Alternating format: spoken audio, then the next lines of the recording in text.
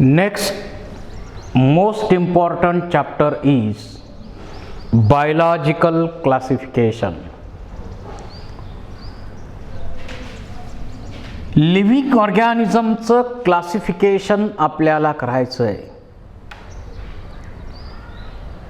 Basically बायोलॉजीमध्ये 3 major group आपण consider करतो.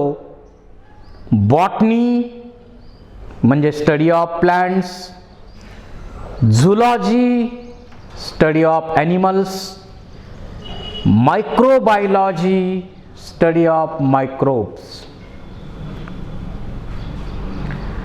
वेगवेगळ्या काळामध्ये वेगवेगळ्या क्लासिफिकेशनच्या सिस्टीम अस्तित्वात आल्या.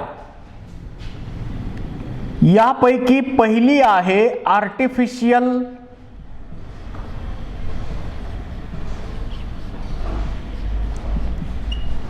System of classification. ॲरिस्टॉटलनं ही सिस्टीम सांगितली, लिनियसनं हीच सिस्टीम सांगितली. इंडियन म्हटलं तर इंडियन लिटरेचरमध्ये त्या काळात चरक वेगवेगळे जे लिटरेचर्स आहेत त्यामध्येही या सिस्टीमचा उल्लेख आहे.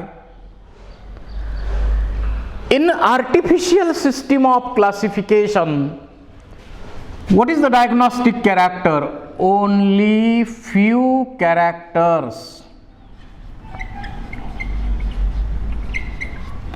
are considered. थोड्या कॅरेक्टरचा विचार करून, फ्यू कॅरेक्टरचा विचार करून मांडलेली पहिली आर्टिफिशियल सिस्टीम ऑफ क्लासिफिकेशन. त्यानंतर वाईड रेंज असणारी भरपूर कॅरेक्टर विचारात घेतलेली सिस्टीम निर्माण केली. त्या सिस्टीमला आपण म्हणतो natural system of classification. Natural system ही बेंथाम हुकर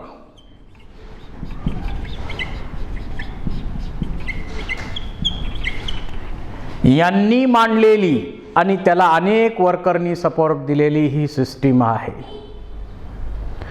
मोठ्या प्रमाणावर कॅरेक्टर या सिस्टीममध्ये कन्सिडर केल्या जातात. त्यामुळं पहिल्या सिस्टीमच्या मानानं जास्त कन्व्हिनियंट रिलायबल सिस्टीम म्हणजे नॅचरल सिस्टीम ऑफ क्लासिफिकेशन. त्यानंतर फायलोजेनेटिक.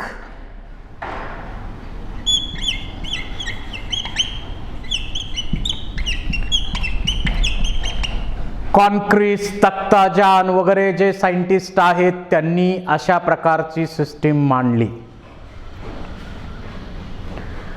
या सिस्टीम मध्ये इव्होल्युशनरी हिस्ट्री विचारात घेतली. So they classify plants on the basis of evolutionary history. त्यानंतर न्यू सिस्टमॅटिक्स.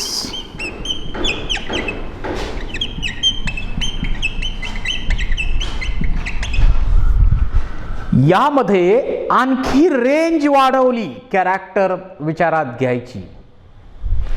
जसं यामध्ये सायटोटॅक्सॉनॉमी,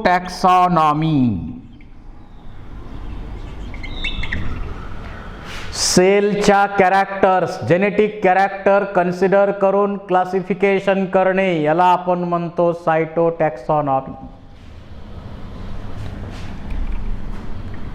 त्यानंतर न्यूमेरिकल टॅक्सॉनॉमी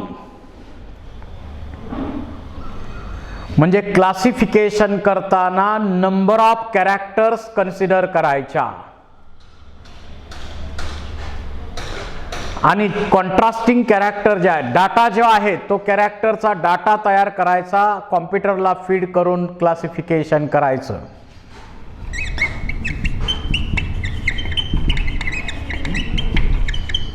एक्सपेरिमेंटल टेक्सॉनॉमी,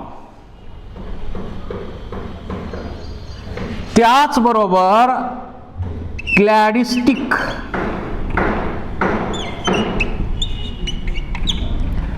म्हणजे इव्होल्युशनरी हिस्ट्रीचा विचार करणे क्लासिफिकेशन करताना. फेनेटिक,